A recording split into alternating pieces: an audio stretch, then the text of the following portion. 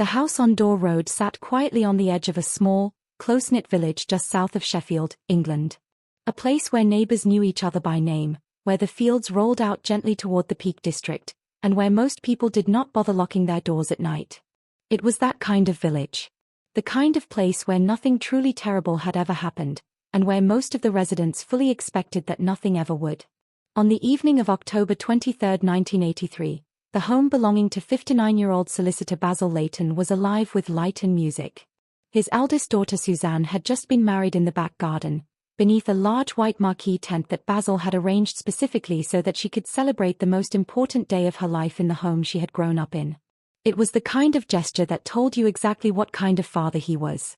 His wife Avril, 55 years old and a practicing doctor, stood beside him throughout the day. Everyone who saw them said they were glowing. Their 28-year-old son Richard was there. Their youngest daughter, 18-year-old Nicola, was there. The afternoon had been warm for late October. The garden was full.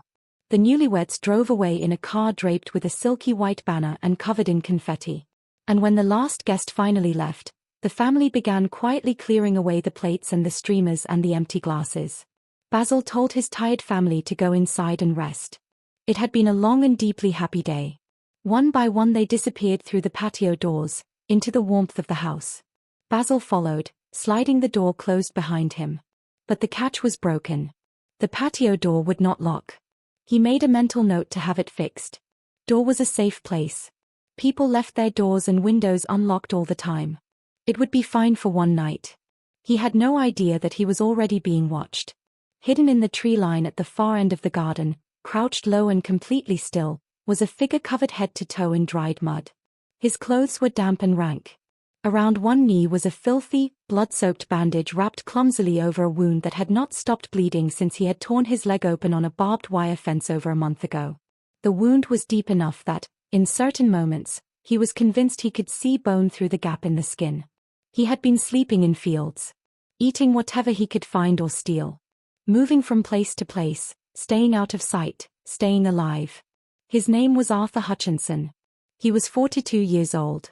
He had been on the run from the law since the 8th of September, 1983, when he had escaped from Selby police station by climbing out of a bathroom window. He called himself the Fox. He genuinely believed it suited him. Arthur had not originally planned anything specific when he was drawn toward the sounds of music and celebration coming from the Leighton property that evening. He had been hungry. He had considered robbing the place, which looked wealthy and comfortable and everything he resented. And then he had seen Nicola, 18 years old, standing in the garden laughing with the bride, talking to guests, completely unaware she was being observed. Arthur's attention locked onto her and did not move again. Whatever other plans he had dissolved. What replaced them was something far darker, and it had been building inside him for a very long time. To understand what walked through that broken patio door after midnight on October 23, 1983, you have to understand where Arthur Hutchinson had come from and what he had already done long before he reached that village. He was born in 1941 on a council estate in the northeastern seaside town of Hartlepool. He was the youngest of 8 children and was spoiled by his mother from the start. By the time he was 11 years old, he had already committed his first sexual assault and had seriously wounded his sister by stabbing her with a pair of kitchen scissors. These were not the confused impulses of a troubled child. They were the first indicators of something that would only grow worse. By his mid-teens he was stealing cars and getting into regular trouble with local officers who quickly came to know him by name. His criminal record expanded steadily. Theft, vandalism, car theft, armed robbery, firearms offenses, and multiple rapes. He spent the majority of his life between his teens and early 40s either in handcuffs or behind bars. The criminal record he was so proud of was also the clearest possible evidence that he was never as clever as he believed himself to be. After most offenses, he was picked up quickly. The nickname the Fox was, to say the least, aspirational. He had been married twice. The first time to a neighbor named Margaret, whom he had gotten pregnant at 18. That marriage descended rapidly into what Margaret later described as constant violence, abuse, and rape. She managed to escape after 3 years. The second marriage followed a similar pattern. A brief honeymoon period followed by eruptions of rage, cruelty, and infidelity. That marriage also fell apart. He had attempted to shoot his own half-brother, Dino, dead following a family argument. He had served time for attempted murder. He had raped women with no apparent remorse and no apparent understanding that the pattern had anything to do with him. By the time he was watching the Leighton family through the tree line in the fading light of that October evening, Arthur was a man consumed by bitterness. He had spent years telling himself he was exceptional, that he deserved more than the world had given him. But sleeping rough in the cold English countryside, watching a wealthy and clearly loving family celebrate one of the happiest days of their lives, something in him had curdled completely. He did not want what they had. He wanted to destroy it. A little after midnight, he pulled a knife from his jacket and slid open the broken patio door. He moved through the dark kitchen and deeper into the house. Up the stairs. He pushed open a bedroom door and crossed silently to the bed. When he pulled back the covers, he was met not with the person he had intended to find, but with Richard Leighton, 28 years old, who woke suddenly and cried out. Arthur brought the knife down. He stabbed Richard in the face, chest, and neck repeatedly until the young man stopped moving. Basil heard his son's screams and burst into the room. Arthur attacked him too, in a frenzied assault that drove the solicitor down the staircase and left him slumped at the bottom of the banister in a pool of blood. Basil Leighton was dead before he reached the floor. A man who had spent his entire adult life building a safe and happy world for his family died within feet of his own front door. Arthur moved through the house looking for Avril. He found her in a downstairs bedroom, hiding beside the bed. She begged him. She offered him a large sum of money to let her and her daughter leave. He refused. She fought back. The pathology examination conducted afterward recorded 26 stab wounds on her body, some of them deep enough to cut through to bone. There were defensive wounds on her hands and arms. Avril Leighton fought for her life until she had nothing left to fight with. And this is the part that is hardest to sit with. Not because the violence is difficult to describe, but because of what it reveals about Arthur Hutchinson. Basil and Richard had stood in the way of what he had come for, so he killed them. Avril fought back, so he killed her too. 3 people. A father. A mother. A son. On the night their family had gathered to celebrate something joyful. And now the house was quiet again, in the worst possible way. Arthur went upstairs to find Nicola. She had been lying in her room listening to every sound from the rest of the house. She knew what was happening. She was frozen with a terror that most people will never be asked to imagine. Arthur, soaked in the blood of her parents and brother, came through her door and threatened her with the same knife. He raped her. Then he dragged her downstairs and through the house, over her father's body at the bottom of the stairs, and out through the patio door and into the marquee tent still standing in the back garden. He tied her to a chair. And then he sat down and ate the leftovers from the wedding buffet. He drank champagne from a half-empty bottle that had been left on one of the tables. He talked to Nicola while he ate. He told her, in casual conversation, what he had done to her family. He referred to himself as the fox. More than once. When he had finished eating, he raped Nicola a second time. Then he left. He left her bound in the marquee and disappeared into the darkness. Why he chose not to kill her is a question that has never been fully answered. He knew she had seen his face. He knew she could identify him. And yet he walked away and left her alive. Whether that was a mistake in his own mind or something else entirely remains one of the case's genuinely open questions. The following morning, the workers who had come to disassemble the marquee found Nicola still tied to the chair. A few days later, when she was able, Nicola worked with a police artist to create a detailed sketch of the man who had murdered her family. The decision was made to release the sketch publicly as quickly as possible, given the severity of what had happened and the very real concern that Arthur Hutchinson might attack someone else. Fear settled over the surrounding area. People who had never locked their doors started locking them. The massacre on Dore Road had shattered a community's sense of safety in a single night. The investigation was enormous and moved quickly. Fingerprints and DNA were lifted from the crime scene, including from the champagne bottle Arthur had handled during his time in the marquee. Over 400 people connected to the wedding were interviewed. Photographers, caterers, guests, vendors. Tips flooded in from across the country. The inquiry grew rapidly and the list of suspects grew with it.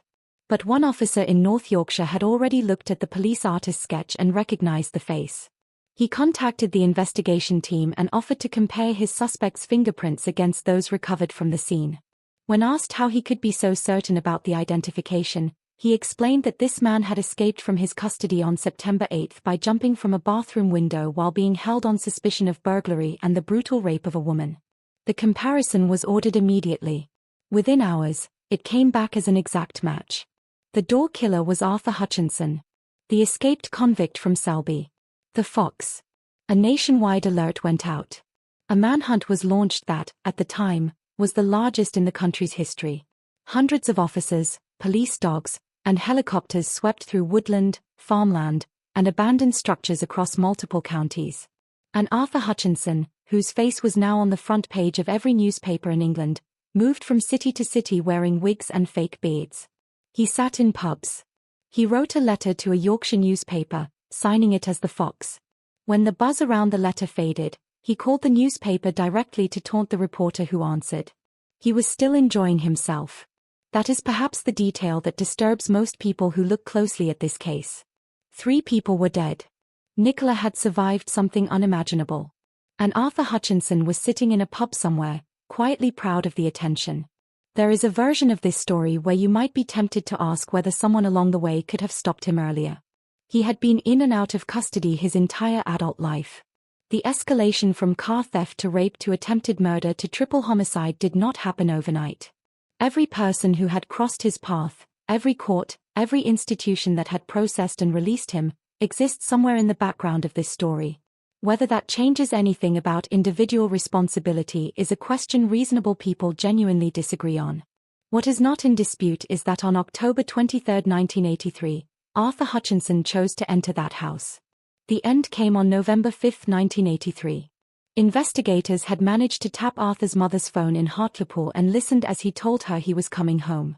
He was found hiding in an abandoned barn on farmland near his mother's house. He refused to surrender. He ran across an open field with his knife in his hand before police dogs brought him down. In handcuffs, he reportedly shouted that he was not a murderer and that he should have stayed in his foxhole. 2 months after escaping from Selby police station and 2 weeks after the massacre at the Leighton home, the hunt was over. The trial brought the full weight of the evidence before a jury. A 7-minute police video recorded at the crime scene was shown in court. It was the first time in British legal history that footage of that nature had been shown to a criminal court. The jury also heard the testimony of Nicola, who sat in that courtroom and described what Arthur Hutchinson had done. The forensic evidence. The fingerprints. The DNA from the champagne bottle. Everything pointed in one direction.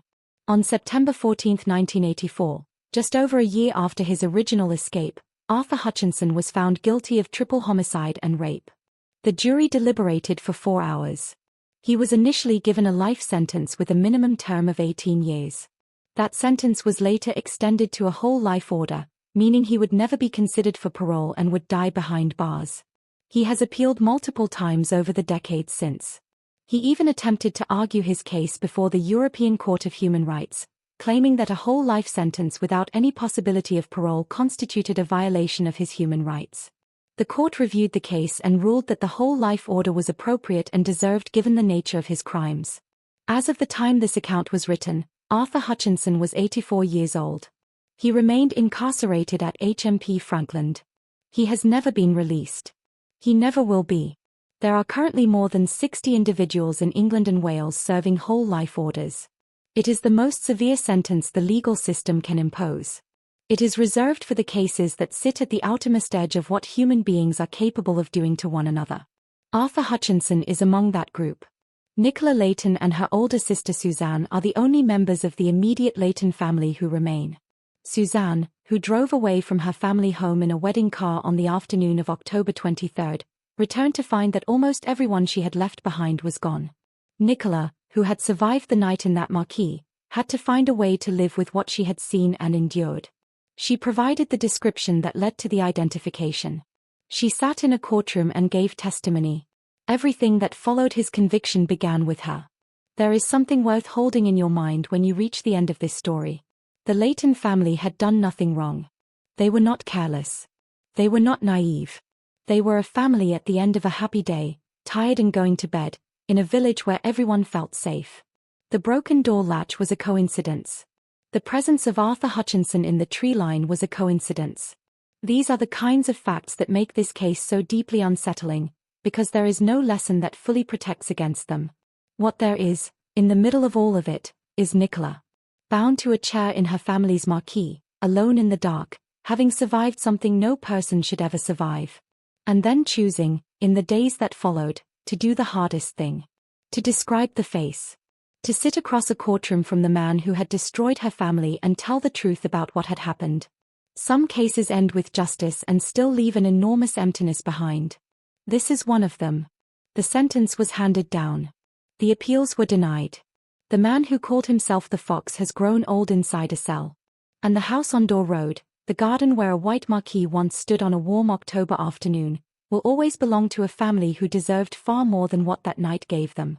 Whether a whole life order represents justice or simply containment is something that people have debated for as long as such sentences have existed. What Arthur Hutchinson received was certainty.